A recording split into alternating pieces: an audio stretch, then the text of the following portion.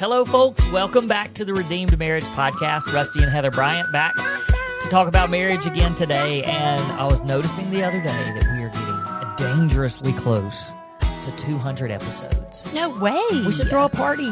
The 200 episode party. I don't know what it's going to be. How many do we have? I don't know. It was like 197 or something. I don't know. It's close. Wow. I don't know. We'll have to check it out. But today is not number 200. And so we're going to, let's just jump right in. Let's just talk about what we're going to talk about. Sometimes I wonder if people are like, hey, would y'all just shut up talking and get to the point today? Nobody's ever told me that. They haven't told me that either. So maybe they do like, well, let's just chat it up a bit. Okay, well, you know what I did this morning? Okay, today we're recording. We were fixed to go straight in, and some people out there were like, yes. And we're not. Well, because if you're listening to this on the day after it comes out, that means we are recording this on Mother's Day. Happy Mother's Day. Happy Mother's Day to all of you ladies out there who are listening to this and have the joy of being a mom. Happy Mother's Day. It's such a weird day because, like, as I get older, I feel the heaviness of people that maybe have lost their mom or have a bad relationship with their mom, and that's hard. Like that's a hard day to walk through. But so I hope the Lord was gracious with you, and that you felt blessed, whether you're a mom or not a mom, whether you have a mom or don't have a mom anymore. I hope that you felt loved on that special day. Also, this morning when I was getting dressed, because if you're on YouTube, you can see my beautiful new necklace that my husband gave me for Mother's Day. And I pulled up YouTube this morning to remember what I wore last week to church. Oh, that's funny. I was I really want to wear this sweater, but I'm pretty sure I wore it last week. The benefits of doing a podcast. That's right. You can go back and see what you wore to church the Sunday before. But I did not wear the same thing today. And yeah. Well, people that are watching me are like, what is that dude doing all dressed up? I don't have a hat on. I don't have a hoodie on. I don't have a T-shirt you have on. A button up. I know, button down. I call it button down. It's a button up. No, I button it down. I definitely go down. But my kid got a bunch of new clothes yesterday, and he's leaving in a week for the summer. And so I was like, I better borrow some clothes of his while he's still here. And so I had to sing this morning. I was like, I'm going to look sharp. Well, you look handsome in your button up. Thanks. Don't get used to it because I feel a little stiff. Okay. So now, really, back to what we were going to talk about today. I'm excited about today's title. Well, that's because we're having fun right now. That's right. And we like to have fun together. And we're going to talk about the marriage killer. We're still calling it marriage killers, right? Yeah, we are. This is, once again, how you can destroy your marriage. If you are wanting to destroy your marriage, then follow these steps. And so we've done that for the last 3 or 4 weeks. And I still hate it. And so today we're just going to say, hey, quit having fun together. If you quit having fun together, you can destroy your marriage. That's right. But man, this one I feel so passionate about. And I think that it's because probably some of it is the stage of life that we're in, and knowing that if we didn't know how to have a good time and enjoy each other, that we could be really miserable right now, because we're in a stage where the kids are gone. I mean, even like this summer, we're going to be neither one of our boys are here. First summer ever that they're not going to be here. Yeah, like we've never even had a summer with one kid. Right, like, that's right. They've both been. Yeah, both have been here. But last summer was close because Luke left in July. He had to be there 1st of July. So we didn't have them for very long. But you're right. I mean, we've had both of them, and now every summer. But I don't know either. It doesn't it's an exciting time, but yesterday we had a little bit of time. A little bit of downtime, and we don't normally have downtime. Yeah. We stay really, really busy, especially with our marriage ministry and then our real jobs too. But we had some downtime, and I caught myself thinking a couple of times, man, if we were just always bored and didn't enjoy each other, it could get to be really miserable. Yeah, and not just miserable, like, and I know it was raining. It literally rained all day yesterday. And I have a little, like, for a little bit, I love to sit out on the back porch and watch the rain and enjoy that. But it was a lot yesterday. It rained all day. And I just thought, this is depressing. Like, we got to get up and do something. I have to have a purpose and a reason. Yeah. Because it was, Well, I think that's a big part of it is we have said all along, and we teach this at our conferences and stuff too, but having a purpose for your marriage is so important. And this kind of goes along with knowing how to have fun and keeping fun in your marriage. But I think a part of that is having a shared vision and a shared purpose, because if you have that shared vision and purpose and you're doing stuff together to accomplish that, then you are enjoying life together. You're not just two separate people doing your own thing with your own goals and your own dreams. You're coming together and doing those things together. And so, for us, we really jumped really heavy into this mission and goal of helping marriages together. And that's been a game changer for us. But I think even before that, we had this shared vision and this shared purpose of raising godly boys. And, both of our boys certainly have their faults. We have our faults as well. But there's a lot of you out there that have told us, hey, anytime y'all want to shift and start doing parenting, it's never going to happen. But we have had people tell us that before, because our kids, in spite of our mistakes, That's right, have turned out to be incredible young men. And let that be an encouragement to you, in that you can't, like, God is bigger than your screw ups. Like, I think so many times we put so much pressure on ourselves to be the perfect parent and the perfect spouse and I mean, God is there for our failures, and it teaches our children to depend on Him and not us. If we were enough, if we were able to fill every void, to fill every lacking that they feel,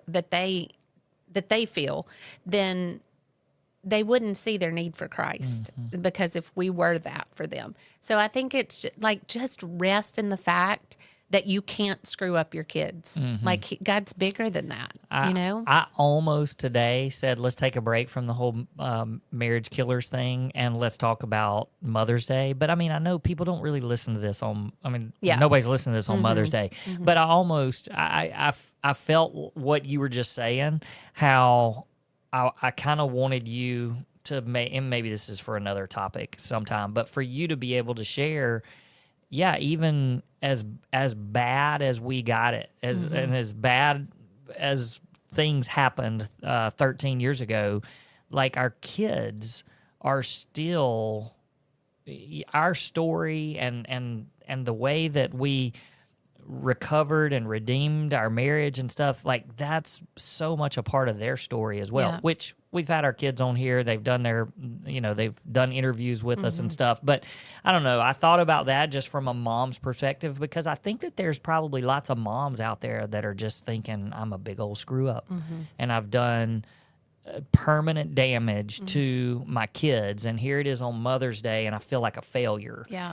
And it doesn't have to be that way, because like what you said, God is so much bigger than even our failures and our screw ups. Well, and just resting in the fact that God is, like, in my journey of the big screw up that I was and still get things wrong all the time. In spite of that, God's after my heart in all of that. Like, in my screw ups, He was after my heart. In my failures, He's after my heart. He's trying to show me my desperate need for Him and how much better it is to do things with Him. And He does the exact same thing with our kids. That even when mom messes up, like, if you're a mom listening to this, when you mess up, it is just that much more of a spotlight on their need for Christ. And I cannot say that enough, because I know that. Like, it's funny because I know the truths to tell myself over and over again.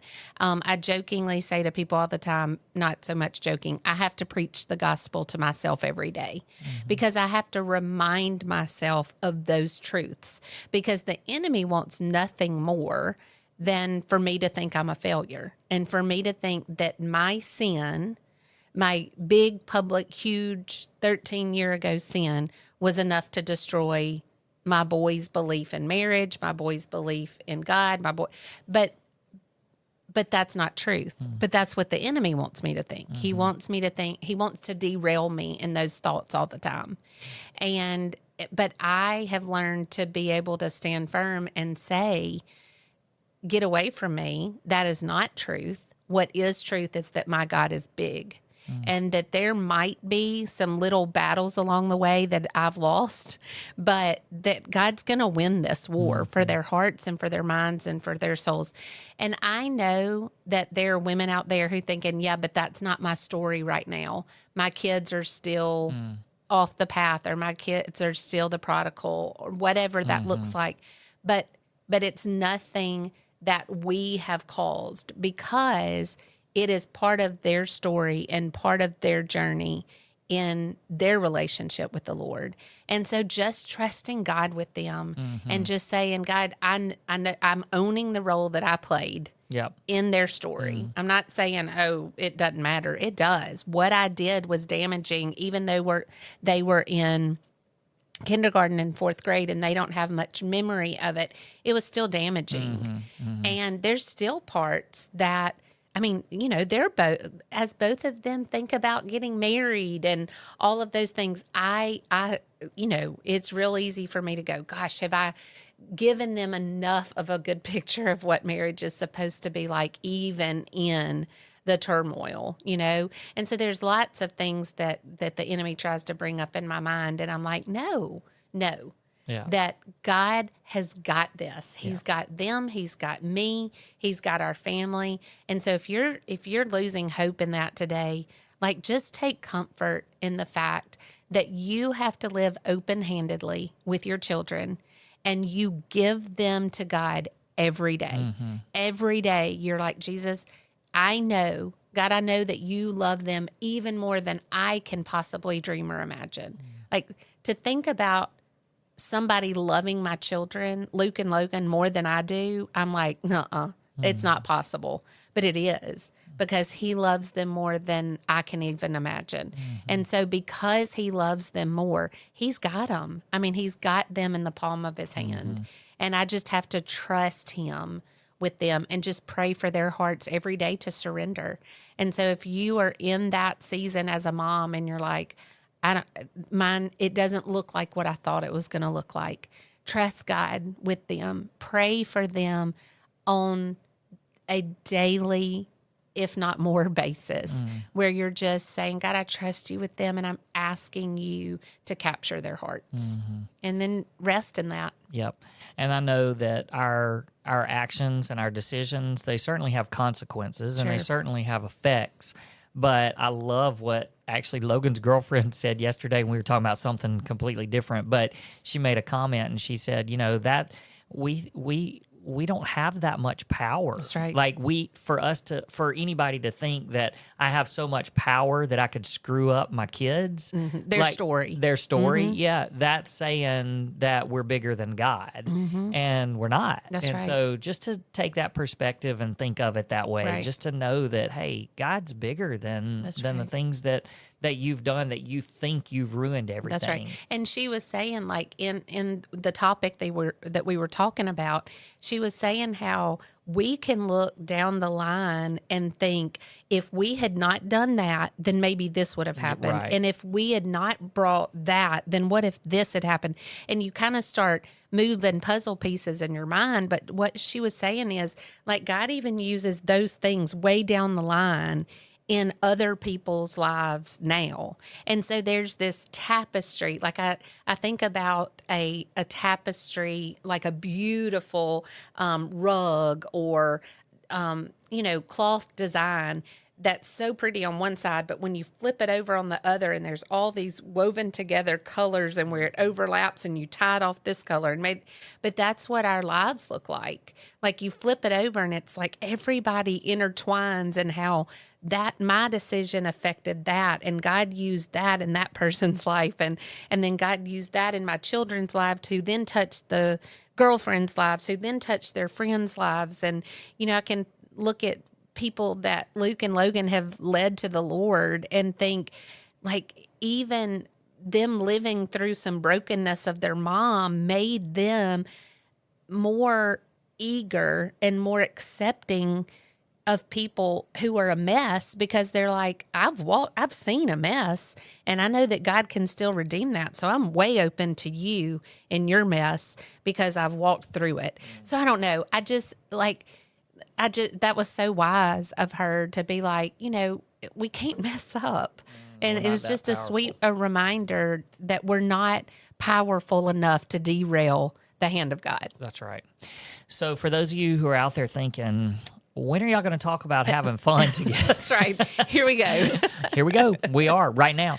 I don't know. That was important and somebody needed to hear that. So when I think about how marriages start to deteriorate, I do think that one of the big things is that they just quit having a good time together and quit enjoying each other. And, when you go all the way back to marriage and when you got married and why you got married, even the dating period and right. All of that, you do that because you have fun with the person. That's right. And you never would have married the person if you didn't have fun together. Yeah. Like that's part of dating. And because nobody dates and goes, this person is miserable, I think I'll marry him. Right. I mean, you had fun. And if that did happen, then that's your own fault. That's right. No. That's right. But I can remember, like Rusty, I look back at our dating, because we dated for 7 years. For those of you who do not know that. 7 years. Yeah. Our child that's been dating 3 and whang about it, I'm like, hush, we dated 7. But like we dated for 7 years. When I was in 9th grade and Rusty was in 10th, we started dating. And of course we had fun together in those youth group days and because we were kids, we were children. We were literal babies. We were children. We were children when we met. We were still children when we married. We had fun. Could you? Yes. I was trying to think. You just barely could drive. When we got married? Not married. Oh. Good grief. When we started. Sorry. No, You had just gotten your... What month did we start dating in? March. And I got my license in November. Yeah. Because back then... You could get 15. It at 15. What I don't know. were they thinking? I don't know. Those people are dumb. 16's even young to me now. But that's how, we were like all those stages of life we were there for, and we had so much fun. We went to a gazillion dances together in high school, college. And I know some of you are thinking, but my spouse is not fun. Like, I'm not bragging on. Okay, I am bragging on you, but you're hilarious. I am hilarious. You are. Like You want me to tell a joke? No, please don't, because then that's not hilarious.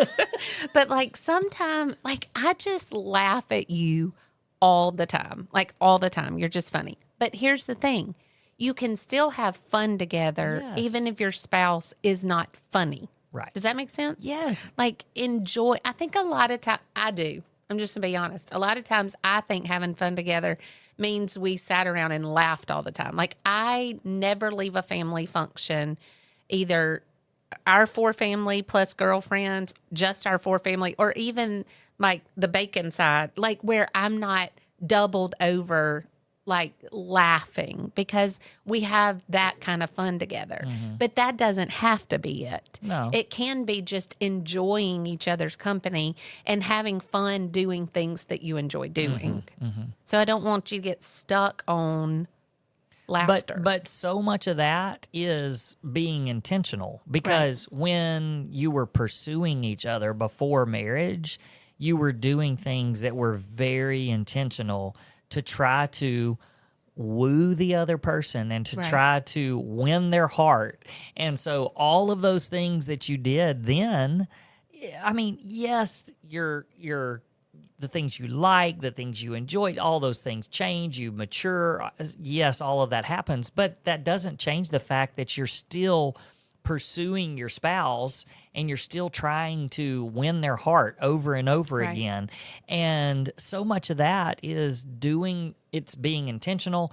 It's enjoying each other's company. That doesn't mean that you're, doing stand-up comedy for each Right. other all the time, but it's enjoying each other's company, and it's enjoying being together and having fun. And sometimes that sometimes means adventures, risks, doing things that are a little bit out of the ordinary, but it's like, man, that made me feel like we were kids again, or made it feel fun again. And all of that is so important in marriage, and to keep your marriage from dying. Right. Right. The other thing that I was thinking about is a lot of people listening don't have a lot in common that they do together. And I think that's okay too, if you're still intentional about spending time together and even sharing about your loves and desires. I feel like some people we meet with or that reach out to us, they have different interests. Like maybe, I'm not going to try to guess, but one's interested in one thing and one is interested in something completely different, and not just interested, but passionate about. Like, this is my passion and this is your passion, and that's okay. God created you with those passions. But there's also a time that you need to be very purposeful in coming together and talking about your passions, talking about God, where God's taking you on that journey with those, and asking how you can be involved in each other's different passions, because that's super important. Yeah.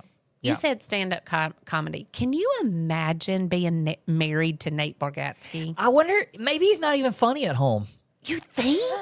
I bet he is. No. He's so quick on his feet that he, like in those Saturday Night Live things and those, he's really, and I just wonder, he has a daughter, right? Yeah. Like, I just wonder if she just laughs all the time, or if they're like, I'm over it. Yeah, Stop. Yeah, stop with the dad jokes.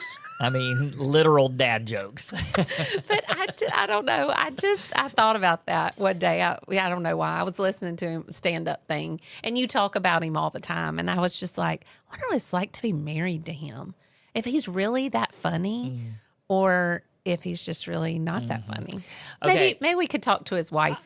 Maybe. Okay, so I have questions. Okay. So my question is this. Like, if somebody out there, I think that we get a little bit, this is why marriages die, because we get to this place and we go, well, wait, do we have fun together? Like, I don't even know what that means anymore. Like, I don't think that's a dumb statement. I think that there's a lot of people that try to think back and they're like, well, yeah, we had a good time when we were dating, but we went and did activities together. We went on a lot of dates because that was the only time we could see each other. We made out a lot, we did a lot of kissing, but then we start thinking, and we're like, well, wait, we don't do those things anymore. So how do we, what does that even mean? Well, how do we have fun? So my question to you is, how do we have fun together? Can you tell our listeners how we have fun together? Maybe that gives me well, we can do that. Or we do that. We do that. We do have fun together. Well, I love to play games, and I know that's like, okay, yeah, you just went there, but I do. I love to play games. Like, I love to play card games, and those are lots of fun for me. We go on walks together, and I think those are really fun. Because we just talk, and we, that is a time where we laugh, and but then sometimes we pray, and sometimes we cry, and sometimes, but they're still fun because we're together. We love to do things. Like, we love to go, like, I love to go bowling or to the movies, or, things that we actually have an activity. When we go to a certain place in Atlanta, we love to ride four-wheelers. We do. Fish. Yeah, That's fun. So, like, I'm just going down the activity trail. I have said several times that we need to pick up not paddleboard. What's the name of that game? Pickleball? Pickleball. We need to pick up pickleball. If you are listening and you live near us. Hey, baby, let's pick up some pickleball. Pick up pickleball. You want to play pickleball with us? Please invite us because I think that would be so fun. And our little town is fixing to get brand new pickleball courts. Mm-hmm. Yeah. So something like that would be fun. Also, let me tell this. I hope our pastor's not listening to this right now. But our pastor on Mother's Day, his topic was sex. Yeah, I was like, okay, Chip, I hear you. Yeah, so let me jump in. Don't forget what you were going to say. Today, you said, and you weren't being negative. You just said, I can't. And no, I didn't say I can't believe. I said that was an interesting. That was an interesting Mother's Day topic for Mother's Day. Yes, and I want to say this.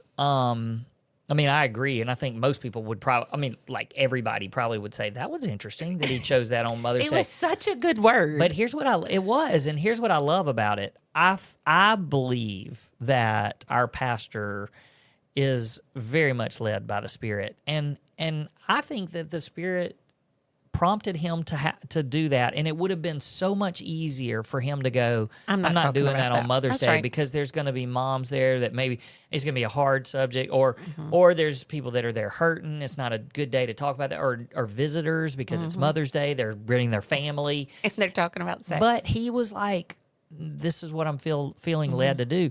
And I'm going to tell you, I stood up, I sang today, so I was on platform, and there were more people in tears today than I've seen in a long time at church.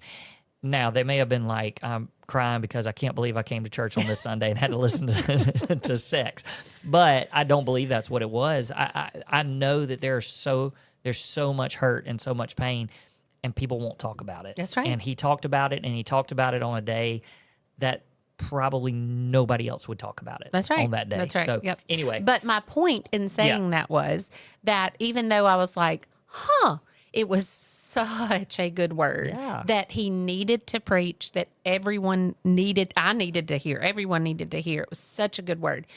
But it reminded me that sex is supposed to be fun. Like that is a fun activity that you can do with your spouse. And we laugh sometimes. We laugh a lot.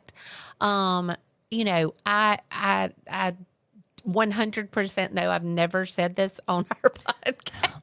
Wait, are we going to get edited from certain things? No, but so Rusty and I both were virgins when we got married, and we laughed. I think you have. There's no way. We've said that really? before. Okay, well, I'll say it again. We laughed the entire first night because we were like, what are we doing? And this is not hard. Like there is only one way that this could work.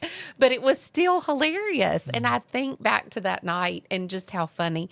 And I just think that sometimes it's so serious and there's so much pressure for it to be passionate and perfect. And, there's just too much pressure or it feels like a chore. Instead of this is such a great way just to have fun together and to laugh. And if you just communicate and keep it light and keep it fun and keep it exciting, then and if we can say that after the hurt that we've been through in this area and we can still have so much fun with it, then you can have fun with it. Yeah. And it can be a source of joy, and it can be exactly what we're talking about, having fun with your spouse. Yeah. You mentioned a lot of activities and things that we like to do together, and yes, having fun together is doing things. But I think, some of the things that I thought about was I love, we flirt. And I mean, that's just one of the that makes me laugh, I think, more than anything is when you flirt with me. Like that's something that's fun. And no, I'm not laughing at your flirting abilities. I'm asking, how do I flirt? Like, what do you like? What do I like when you flirt? Yeah. Oh, when you say things or you make little jokes that are suggestive sometimes and it's just funny. And then, or, even when, I don't know, you'll say things like, and even physically like touching. I'm not going there right now, but just like things that you know can say and joke, and I think about like Craig Rochelle. When one of our pastors that we love, when he talks about how guys can make a sexual joke out of anything, like, "Hey, babe, can you come in here and stir the pot?" The girl says, "Hey, babe, can you come in here and stir the pot for me?" "I'll stir your pot," And like every now and then, though, you'll pull something out like that, and I'm like, "Oh, that's funny, right?" Yeah, That's like, and that just makes me feel so good. But just doing that kind of thing, and I even think. Like I've gotten better. You may not think that, but when I flirt with you, like it's not always because I'm gonna flirt now because I hope we get to have sex if I flirt with you. It's just I'm just trying to have fun. Yeah. And that's big because there have been times in our marriage where I knew if you flirted with me at 8 a.m., you were turning on the crock pot hoping I'd be ready by dinner. Right. But instead it's just I love you. And I want you to feel special, so I'm flirting. Yep. And that's nice. And honestly, listen to this. And I'm listening. And ladies, you may agree with me, or you may go, "That's the dumbest thing I've ever heard." It is more attractive to me when you flirt with me with no expectation than it is when I know you're flirting just because you want something. I know that. Because when you just flirt to be flirting, there's not this pressure and there's not this, great, he's just doing that because he wants something. He genuinely is flirting with me because he likes me, and that's more attractive. Mm-hmm. I know that. And do you? Yeah, I do know that, and that's why I'm so good at it. I'm like, how do you know that? I just put words to it for the first time ever. So some of the other things that I thought about real quick as we're wrapping up, I thought about how we love traveling together. Mm-hmm. I mean, we love going and seeing new places and new things. We're not scared of anything. We sat back and thought about last year, 2024, and all of the things and the adventures that we did and the places we traveled. And it was like, wow, we lived a lifetime during 2024, and it was so much fun. So that's a big one. And then, of course, you mentioned just activities. We love doing activities and things together. But I think about even how we join in helping each other, even if you talked about how we have different interests, or people could have different interests, but still enjoy. And like the other night, I mean, I came up and helped you at the book fair, and oh my goodness, book fair, that there's nothing interesting about the book fair or fun about the book fair, but you love it. I mean, and that's part of your job too, but I came up there to help because we were together and we were putting books up and we were putting stickers on the thing and all that. So that's another part. And then, I thought about how it doesn't have to always be, hey, let's go, we got to go on a date because we got to keep this romance going. We got to keep having fun. Let's make ourselves have fun. But like we even just enjoy the same TV shows, and we're very purposeful and intentional about that. Like if there's something we start watching and one of us doesn't really care for it, we usually just kind of quit watching it. We make sure that it's something that we both enjoy. So when we're eating dinner, a lot of times we'll turn on a show because we enjoy it and we laugh together, and this is the same type show that we like. And so there's just a lot of different ways. But the bottom line is that you have to actually do something. It's action. You have to put effort into it because you don't just have fun without trying. That's right. You have to try to have fun. So try this week. Have fun. Yeah. All right. Are we done? We're done. Sorry, we went long today, guys. It's okay. We had that little intermission where we talked about something that was completely off topic, but then we wrapped it up with the topic. So, all right. Hey, guys, thanks for listening. We'll see you next week. Peace.